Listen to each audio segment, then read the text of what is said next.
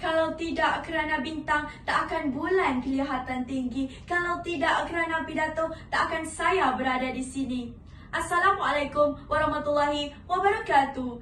Yang dihormati Tuan Pengerusi Majlis, barisan panel hakim yang arif lagi bijaksana yang sedang menjunjung mahkota keadilannya, penjaga masa yang sentiasa peka akan detak jamnya, para peserta yang saya kagumi, serta hadirin dan hadirat yang dihormati.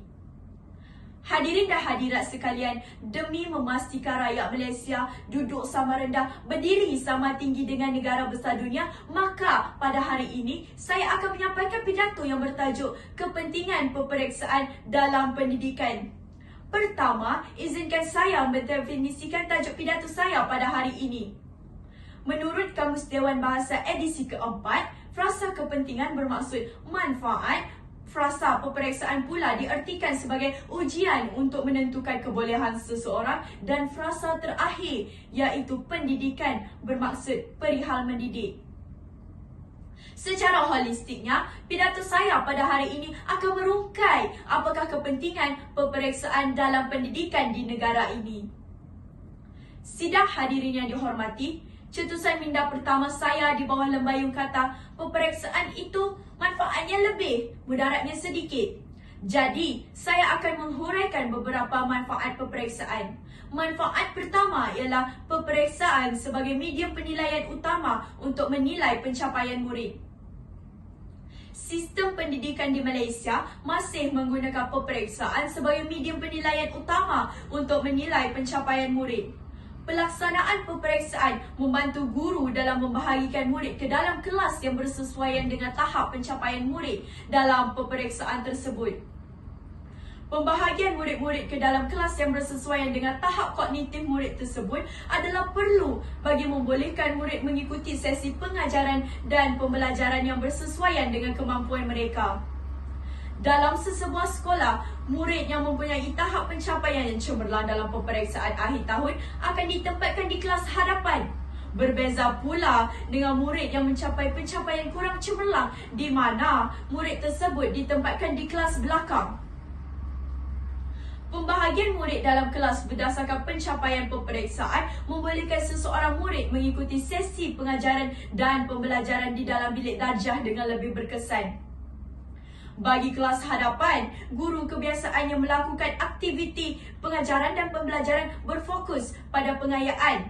Manakala bagi kelas belakang pula, aktiviti pengajaran dan pembelajaran lebih berfokus kepada pemulihan.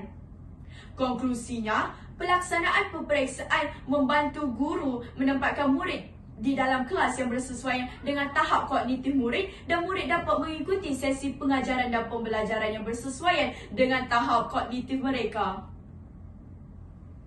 Hadirin dan hadirat yang dihormati, saya teruskan pidato saya dengan cetusan minda kedua di bawah lembayung kata akademik cemerlang, masa depan terbilang. Akademik cemerlang, kayu ukurnya ialah peperiksaan. Menurut surat khabar Sinar Harian Siaran 16 Jun 2022, Ketua Pengarah Pendidikan Datuk Nor Zamani Abdul Hamid mengumumkan bahawa seramai 9,696 calon sijil pelajaran Malaysia SPM telah memperoleh keputusan cemerlang grade A tambah, A dan A tolak dalam semua mata pelajaran. Hal ini membuktikan bahawa peperiksaan penting dalam pendidikan untuk melahirkan murid yang cemerlang. Dengan keputusan SPM yang cemerlang, mereka akan berjaya menyambung pengajian ke institusi-institusi pengajian tinggi yang berprestij. Seramai 1,246 pelajar cemerlang telah menerima tajaan Majlis Amanah Rakyat MARA bagi melanjutkan pengajian ke luar negara mulai September ini. Menteri Pembangunan Luar Bandar Datuk Seri Mazli Khalid berkata, daripada jumlah itu, seramai 690 pelajar berjaya melanjutkan pengajian ke United Kingdom dan 217 ke Amerika Syarikat.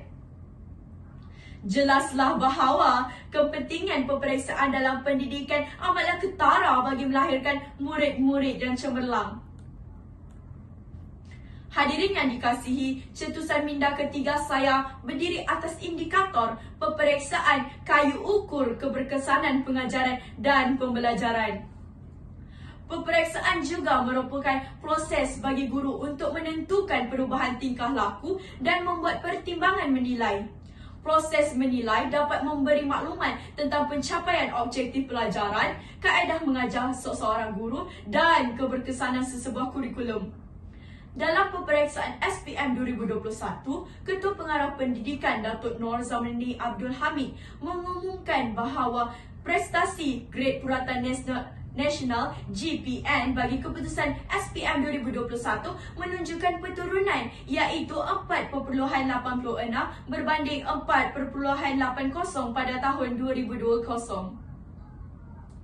Ketua Pengarah Pendidikan Datuk Nor Zamrandi Abdul Hamid juga berkata, nilai GPN yang lebih rendah ini menunjukkan pencapaian calon yang lebih baik. Bagaimanapun, Nor Zamrandi Abdul Hamid turut menjelaskan bahawa pihaknya tidak membuat perbandingan kerana setiap calon mempunyai kekuatan masing-masing. Beliau juga menjelaskan bahawa pelajar ini adalah kohort pertama menduduki KSSM, maka terdapat beberapa subjek baharu, format peperiksaan baru, mata pelajaran sedia ada dengan format baharu dan format sedia ada dengan kita lihat beberapa perkara lagi. Kenyataan oleh pengarah pelajaran ini jelas menunjukkan bahawa peperiksaan ialah kayu ukur bagi proses pengajaran dan pembelajaran. Nilai GPA yang lebih rendah ini menunjukkan calon telah berjaya dalam peperiksaan dan membuktikan bahawa peperiksaan merupakan cara terbaik untuk mengukur pencapaian seseorang pelajar. Jadi, jelaslah bahawa antara kepentingan peperiksaan adalah untuk mengukur keberkesanan pengajaran dan pembelajaran. Kesimpulannya, kepentingan peperiksaan dalam pendidikan tidak boleh dinafikan. Peperiksaan penting kerana manfaatnya banyak. Peperiksaan juga penting untuk melahirkan murid yang cemerlang dan menjadi kayu ukur dalam proses pengajaran dan pembelajaran. Sekian, terima kasih.